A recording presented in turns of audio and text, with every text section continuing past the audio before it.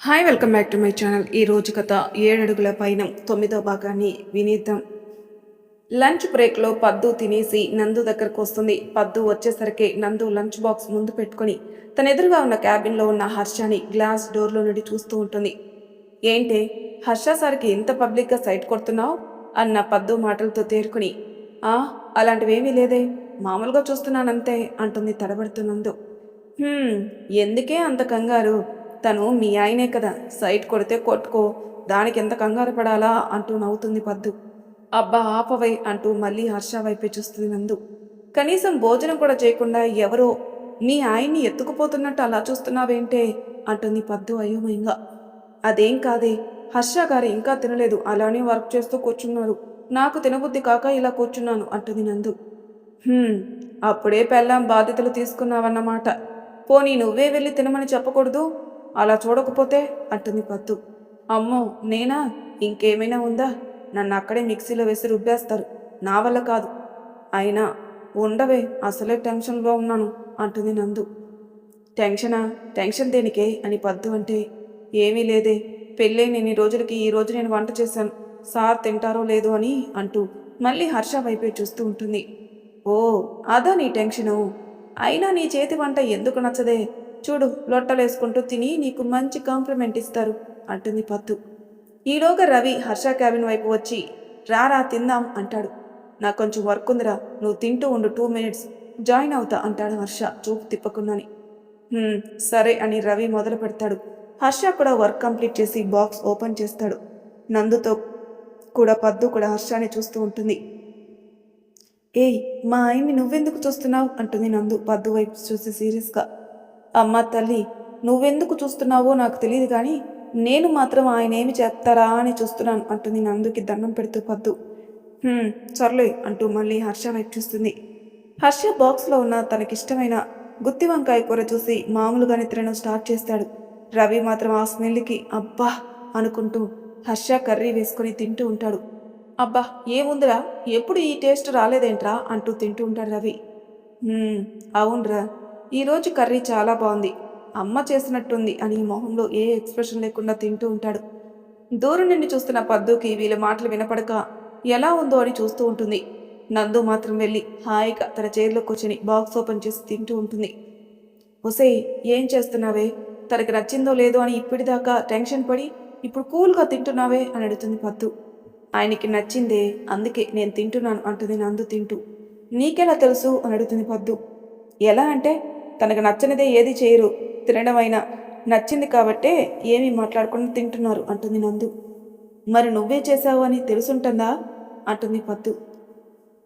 Maybe first తినగానే ఆగిపోయారంటే కొత్త taste అని అర్థమై ఉంటుంది. అత్తయ్య కానీ నేను కానీ చేశామనుకుంటారు. అయినా తను నచ్చింది అని చెప్పనక్కర్లేదే, తను తినడం కావాలి అంటుంది నందు.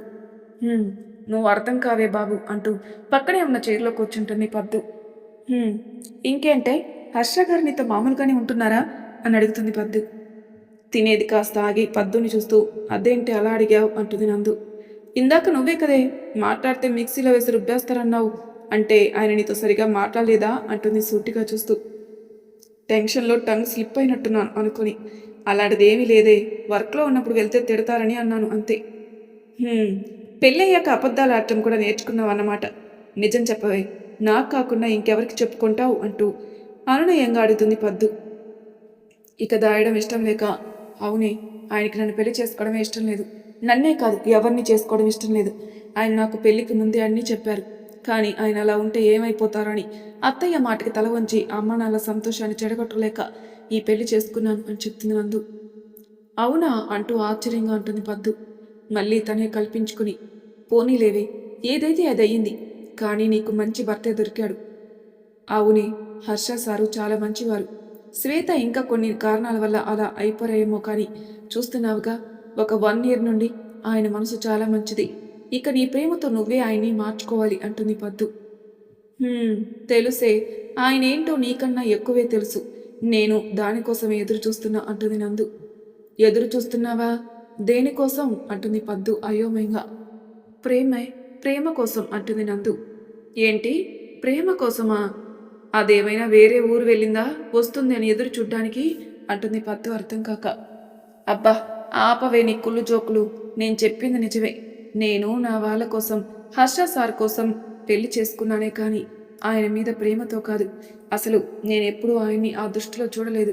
అందుకే నాకు ఆయన మీద ఎప్పుడు ప్రేమ కలుగుతుందో అప్పుడే ఆయన భార్యగా దగ్గరవుతాను. ఆయన్ని మార్చుకుంటాను. ఈలోగా సార్‌కి కూడా తన పాత జ్ఞాపకాలు మర్చిపోయే అవకాశం ఉంటుంది అంటుంది నందు. అసలేం మాట్లాడుతున్నావే? ప్రేమ పుట్టడం ఏంటి? తర్వాత దగ్గరై మార్చుకోవడం ఏంటి? అసలు నీ దృష్టిలో ప్రేమ అంటే ఏంటే? అని అడుగుతుంది పొద్దు. నాకు ఈ ప్రేమ వాటి మీద అంత నాలెడ్జ్ లేదులే కానీ, నాకు హర్ష గారిలో మా అమ్మ ప్రేమ, మా నాన్న ఇచ్చే ధైర్యం, మా అన్నయ్య చూపే ఆప్యాయత, తన దగ్గర చనువు, నా కోసం ఒక మనిషి అంటూ ఉన్నారనే నమ్మకం, ఇవి కలిగితే చాలు. అది ఆయన మాటల్లో, ఆయన చేతల్లో అయినా నా భార్య స్థానానికి పరిపూర్ణత వచ్చినట్టే.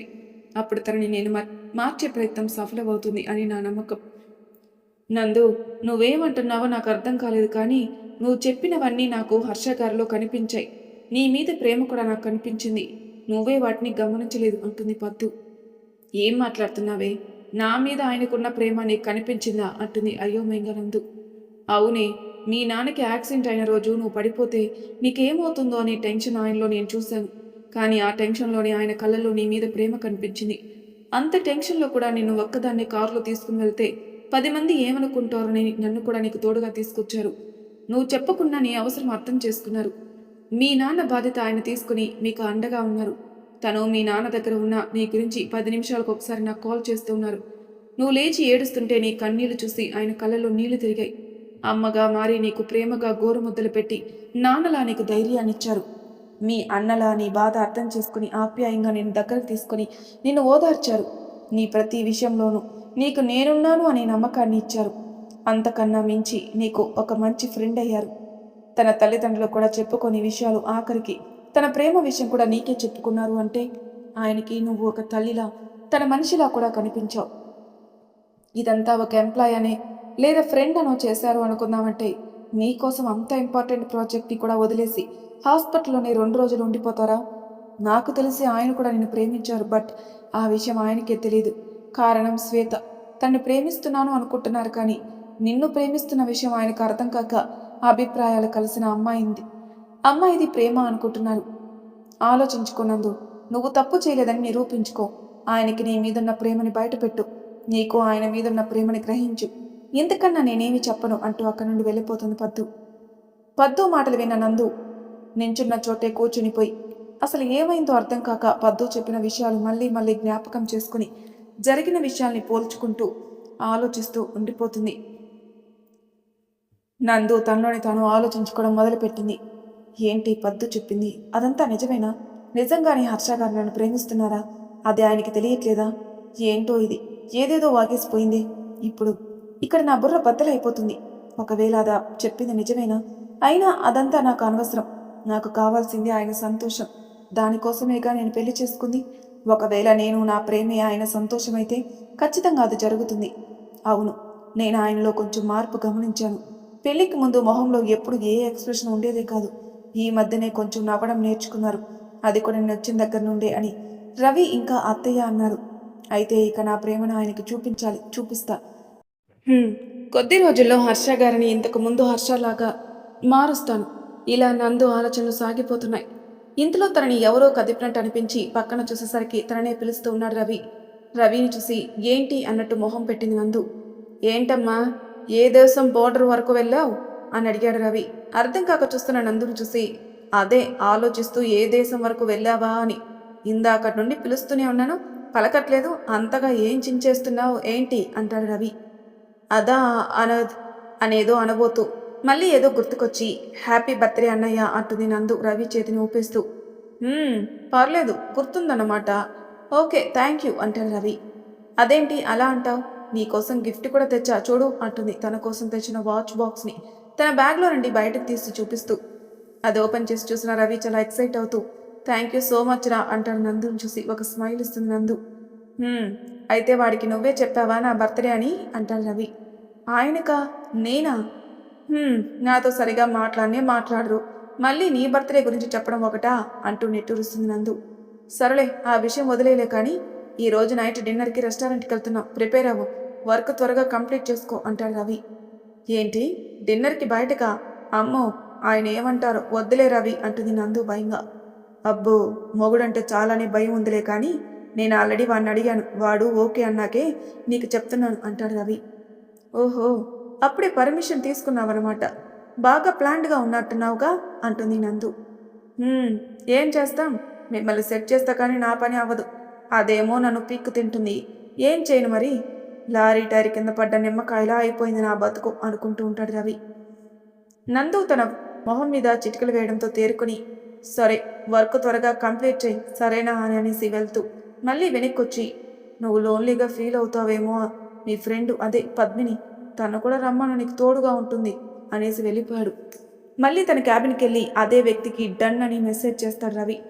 అటువైపు వ్యక్తి ఇక డ్యాన్స్ వేయడం మొదలు పెట్టేస్తారు. నందు వర్క్ చేస్తున్న మాటే కానీ మనసంతా హర్ష ఆలోచనలోని మునిగి స్విమ్మింగ్ చేస్తుంది. వర్క్ చేస్తూ చూస్తూనే ఎదురుగా ఉన్న హర్ష క్యాబిన్లో సీరియస్గా వర్క్ చేస్తున్న హర్షాన్ని చూస్తూనే ఉంది. తననెవరో గమనిస్తున్నట్టు అనిపించిన హర్ష ఒక్కసారిగా తలెత్తి ఎదురు క్యాబిన్లో ఉన్న నందును చూశాడు. దెబ్బకి నందు క్షణం తీరిక లేకుండా వర్క్ చేస్తున్న దానిలా వీర లెవెల్లో యాక్టింగ్ మొదలుపెట్టింది. హర్ష కూడా మళ్ళీ సిస్టంలో తల పెట్టేశాడు. కొంతసేపటికి హర్ష తనని చూడట్లేదు, వర్క్లో మునిగిపోయాడని కన్ఫర్మ్ చేసుకున్న తర్వాత మళ్ళీ చూడడం మొదలుపెట్టింది నందు. అలా సాయంత్రం వరకు వర్క్ చేస్తూనే చూస్తూ కూర్చుంది. 6 అవుతుండగా తన వర్క్ కంప్లీట్ అయ్యేసరికి ఇక సిస్టమ్ ఆఫ్ చేసేసి హర్షాన్ని చూసే పని మళ్ళీ స్టార్ట్ చేసింది. తన ఫోన్కి నోటిఫికేషన్ సౌండ్తో తేరుకున్న నందు మొబైల్ తీసుకుని వచ్చిన మెసేజ్ చూసి బిగుసుకుపోయింది. నేను హ్యాండ్సమ్గా ఉంటానని నాకు తెలుసు, నువ్వు నన్ను చూస్తూ అది ప్రూవ్ చేయనక్కర్లేదు. మీ వర్క్ కంప్లీట్ అయితే ప్రాజెక్ట్ ఫైల్ పట్టుకొని నా క్యాబిన్కి రండి మిస్ నందిని శ్రీనివాస్ అని ఉంది ఆ మెసేజ్లో. అంతా చదివిన నందు లాస్ట్లో ఉన్న మిస్ నందిని శ్రీనివాస్ అనే పేరుని చూసి ఖాళీ okay sir from Mrs Nandini Harshavardhan అని రిప్లై పెడుతుంది. రిప్లై పెట్టేసి హర్ష రియాక్షన్ ఏంటా అని తననే చూస్తుంది. హర్ష ఆ రిప్లై చూసి మొహంలో ఏ ఎక్స్ప్రెషన్ లేకుండా ఫోన్ పక్కన పెట్టేస్తాడు. ఇక నందినికి ఖాళీ ఆ ఫైల్ పట్టుకుని హర్ష క్యాబిన్ వైపు వెళ్తూ, అసలు నేను చూస్తున్న విషయం ఆయనకి ఎలా తెలిసింది, కనీసం నన్ను చూడను కూడా చూడలేదే అనుకుంటూ హర్ష క్యాబిన్ దగ్గరికి వెళ్ళి డోర్ నాక్ చేస్తుంది. కమిన్ అంటాడు హర్ష. నందు లోపలికి వెళ్ళేసరికి హర్ష కాల్ మాట్లాడుతున్నాడు. హా అమ్మా, అవును, వాడే రమ్మన్నాడు. ప్రతి ఇయర్ వెళ్తాంగా. నైట్ లేట్ అవ్వచ్చు. ఆవిడ గారు కూడా వస్తుంది. సరే, నేను మళ్ళీ చేస్తాను అని కాల్ కట్ చేస్తాడు. హర్ష మాటలు విన్నా తను మాట్లాడింది సుహాసిని గారితో అని, రవి డిన్నర్కి ఇన్వైట్ చేసిన విషయం చెప్తున్నాడని అర్థమైంది నందుకి. హర్ష ఫైల్ ఇమ్మనడంతో ఫైల్ ఇచ్చి పరధ్యానంగా హర్ష సిస్టమ్ వైపు చూసి షాక్ అయిపోయింది. సిస్టమ్ స్క్రీన్ మీద ఆఫీస్లోని సీసీ కెమెరాల ఫుటేజ్ ఉంది. ఓ, ఇలా దొరికిపోయానా ఛా అనుకుంది నందు. You can go now miss Nandini Srinivas అన్న హర్ష మాటలతో తేరుకొని హర్షని సీరియస్గా ఒక చూపు చూసి బయటికి వెళ్ళిపోయింది నందు. టైం 7 కావస్తుండగా వర్క్ కంప్లీట్ చేసుకుని వస్తారు హర్ష రవి. ఇద్దరు కలిసి వెయిటింగ్ హాల్లో కూర్చున్న నందు పద్దుల దగ్గరకు వస్తారు. హర్ష నందును చూసి రవికి కళ్ళతోనే ఏదో చెప్పి బయటికి వెళ్ళిపోతాడు. హర్ష వెళ్ళిన తర్వాత నందుని పద్దుని తీసుకుని పార్కింగ్లోకి వెళ్తాడు రవి. ఇందులో హర్ష కార్ తీసుకుని బయటకు వస్తాడు. రవి నందుని హర్ష కార్ ఎక్కమనడంతో రవి కార్ ఎక్కుతుంది. పద్దు వెనక డోర్ తీసుకుని ఎక్కుతుంటే తనని ఆపి, మీరు నా కారులో రండి పద్మిని అని చెప్తాడు రవి. పద్దు నందు వైపు చూడగా తన కళ్ళతోనే వెళ్ళమనడంతో రవి కారు ఎక్కుతుంది. కారులో నందు హర్షాల మధ్య మళ్ళీ మౌన రాజ్యం వెళుతుంది.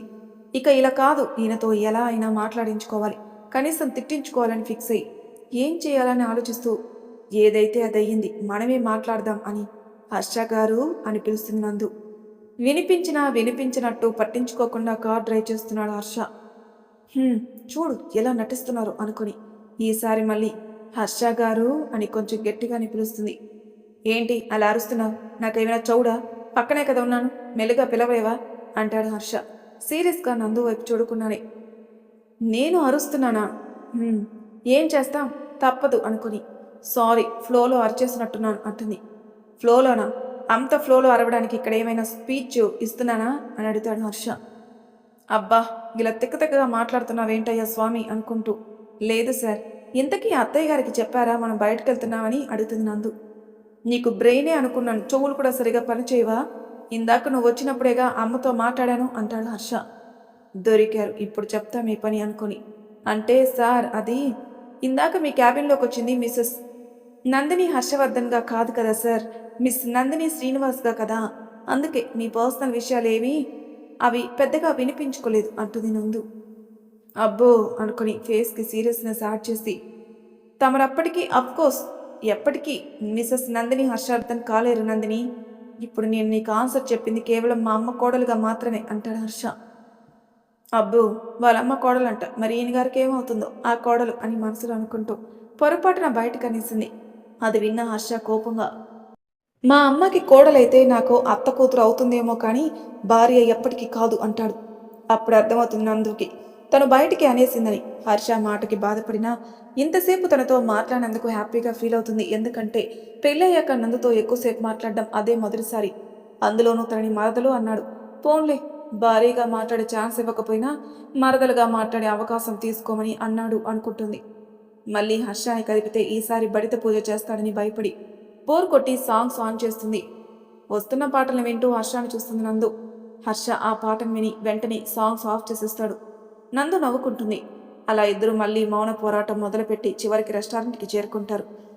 హర్ష బయటే కారాపి నందు వైపు చూస్తాడు. నందు అర్థం కాక హర్షాన్ని చూస్తుంది. ఏయ్, పొద్దున్నుండి చూసింది చాలేదా? హారతిచ్చి బొట్టు పెడితే గాని కారు దిగవా అంటాడు హర్ష గొంతు పెంచుతూ. దెబ్బకి హడావిడిగా దిగుతుంది నందు. హర్ష కారు పార్క్ చేసి వస్తాడు. ఇద్దరు కలిసి లోపలికి వెళ్ళేసరికి పద్దు, రవి అక్కడే వీళ్ళ కోసం వెయిట్ చేస్తూ కనిపిస్తారు. వీళ్ళని చూసి, రవి ఏంట్రా, ఎంత కొత్తగా పెళ్ళైతే మాత్రం ఇక్కడ మీకోసం ఒక ప్రాణి పరితపించిపోతుందని మర్చిపోతారా అంటాడు. హర్ష ఒక లుక్ ఇచ్చేసరికి దెబ్బకి బ్యాటరీ లేని రేడియోలా సైలెంట్ అయిపోతాడు. పద్దు, నందు రవిని చూసి నవ్వాపుకుంటారు. వాళ్ళని చూస్తున్న రవి, చాలు చాలు ఇక వెళ్దామా అంటాడు. నలుగురు కలిసి లోపలికెళ్ళి ఆల్రెడీ వాళ్ళ కోసం రిజర్వ్ చేసిన టేబుల్ దగ్గరికి వెళ్తారు. రవి, పద్దు గబగబా వెళ్ళి ఒక సైడ్ ఉన్న 2 చైర్స్లో కూర్చుని పోతారు. హర్ష రవిని సీరియస్గా చూస్తూ తన ఎదురుగా ఉన్న చైర్లో కూర్చుంటాడు. నందు నవ్వుకుంటూ వెళ్ళి హర్ష పక్కనే కూర్చుంటుంది. ఆర్డర్ చెప్పమని వచ్చిన వ్యక్తితో రవి 4 చికెన్ బిర్యానీలు అంటాడు. నందు ఏదో చెప్పేలోపు Harsha wait, 3 chicken biryani, 1 veg fried rice and 1 egg noodles అంటాడు. అతను ఓకే సార్ అని వెళ్ళిపోతాడు. అదేంట్రా, నువ్వు చికెన్ తింటావుగా, మరెందుకు వెజ్ ఫ్రైడ్ రైస్ చెప్పావు అంటాడు రవి. నా కోసం కాదురా, నందు చికెన్ తినదు, తనకి veg fried rice egg noodles అంటేనే చాలా ఇష్టం, అందుకే అవి చెప్పా అంటాడు హర్ష. తన ఆశ్చర్యంతో కూడా నవ్వుతూ చూస్తున్న రవిని చూసి తనేం చేసింది అర్థమై నందు వైపు చూస్తాడు. నందు రెప్ప వేయకుండా కూడా మర్చిపోయి కళ్ళలో నీళ్లతో హర్షాన్ని చూస్తూ ఉంటుంది. తాను కూడా నందు నుండి చూపు తిప్పుకోలేక కళ్ళని చూస్తూ ఉండిపోతాడు. వాళ్ళని అలా చూస్తున్న రవి నవ్వుకుంటూ చిన్నగా దగ్గుతాడు. ఇద్దరూ తేరుకుని ముందుకు తిరుగుతారు. ఇంతలో బేరర్ ఫుడ్ తేవడంతో నలుగురు తింటూ ఉంటారు. వాళ్ళకి డిన్నర్కి మౌనం కూడా ఇన్వైట్ చేసినట్టు అది కూడా వాళ్ళతోనే ఉంది. అంతా తినేసి బయటకు వచ్చిన తర్వాత ఇక అందరూ ఎవరింటికి వాళ్ళు బయలుదేరతారనగా నందు రవిని కూడా వాళ్ళతో వాళ్ళ ఇంటికి రమ్మంటుంది. ఎందుకు అని రవి అడిగితే, చెప్తా పద, ప్రతి ఇయర్ అత్తయ్య వాళ్ళ దగ్గర బ్లెస్సింగ్స్ తీసుకుంటావంట కదా, ఈ ఇయర్ మర్చిపోయావు, అందుకే పద. పద్దు నువ్వు కూడా రావే, నిన్ను రవి అన్నయ్య డ్రాప్ చేస్తాడులే అంటుంది. అవును కదా, మర్చిపోయాను, సరే పదండి వెళ్దాం అంటూ నలుగురు స్టార్ట్ అవుతారు. అంతా కలిసి ఇంటికి చేరుకునేసరికి ఇల్లంతా చీకటిగా ఉంటుంది. హర్ష వెళ్ళి కాలింగ్ వెళ్ళి కొట్టగా సుహాసిని గారు వచ్చి డోర్ తీస్తారు. ఏంటమ్మా అంతా చీకటిగా ఉంది, జనరేటర్ పనిచేయట్లేదా అంటూ వస్తాడు హర్ష లోపలికి. అదేం లేదురా, నేనే తీసేశాను. సర్లే రే రవి, నీ చేతి దగ్గర స్విచ్ ఉంది, ఆన్ చేయరా అంటారు సుహాసిని గారు. సరే ఆంటీ అంటూ రవి స్విచ్ ఆన్ చేసేసరికి ఒక్కసారిగా బెలూన్ పగిలి రవి మీద చిన్నగా స్నో పడుతూ ఉంటే హ్యాపీ బర్త్డే ర్యాప్ అనే సాంగ్ ప్లే అవుతూ ఉంటుంది. నందు, సుహాసిని గారు, అరవింద్ గారు ముగ్గురు కలిసి హ్యాపీ బర్త్డే రవి అంటూ అరుస్తారు. రవి తేరుకొని చూసేసరికి హాల్ అంతా ఫుల్గా డెకరేట్ చేసి మధ్యలో కేక్, దాని పక్కన ఏదో చిన్న బాక్స్ ఉంటుంది. పద్దు, రవిలతో పాటు హర్ష కూడా షాక్లో ఉంటాడు. సుహాసిని గారి పిలుపుతో అంతా తేరుకొని అవన్నీ చూస్తారు. రవి వెళ్ళి అరవింద్ గారు సుహాసిని గారి దగ్గర బ్లెస్సింగ్స్ తీసుకుంటాడు. అరవింద్ గారు విష్ చేసి రవిని హక్ చేసుకుంటాడు. సుహాసిని గారు కూడా విష్ చేసి రవిని ముద్దు పెట్టుకుంటారు. రవి, ఎందుకంటే ఇదంతా అంటే, నేను కాదురా, ఇదిగో నీ చెల్లి నందుని ప్లాన్ చేసింది అంటారు. రవి నందు దగ్గరికి వెళ్ళి, థ్యాంక్ యూ సో మచ్ రా, చెల్లి అని పిలిచినందుకు నిజంగా అన్నలా అనుకుంటావనుకోలేదురా, థ్యాంక్ యూ బంగారం అంటాడు. అయ్యో అన్నయ్య, అనుకోవడం కాదు, నువ్వు నిజంగా నా అన్నవి, సో నీ చెల్లికి థ్యాంక్స్ చెప్పి పరాయిదాన్ని చేయకు అంటుంది నందు.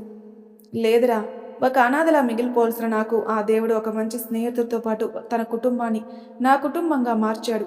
ఇప్పుడు నీలాంటి ఒక చెల్లినిచ్చాడు. ఆ దేవుడికి ఏం ఇచ్చి రుణం తీర్చుకోవాలిరా అంటాడు కళ్ళల్లో నీళ్లతో. ఇదిగో ఆపుతావా, నువ్వు అనాథవేంటి? ఇంతమంది నీకోసం ఉంటే ఇది ఎప్పటికీ నీ కుటుంబమే. ఇంకెప్పుడు అలా అనకు సరేనా అని రవి కన్నీళ్లు తుడుస్తూ సరే పద కేక్ కట్ చేద్దు అంటూ తనని తీసుకెళ్తుంది నందు. అంతా కూడా వాళ్ళని అనుసరిస్తూ కేక్ దగ్గరికి వెళ్తారు. కట్ చేయబోతూ కేక్ పైన ఉన్న పేరును చూసి కంగు తింటాడు రవి. అలా ఆశ్చర్యంగానే నందు వైపు చూస్తాడు. నీకెలా తెలుసు అన్నట్టుగా. మరి తర్వాత భాగంలో ఏం జరుగుతుందో నెక్స్ట్ ఎపిసోడ్లో తెలుసుకుందాం.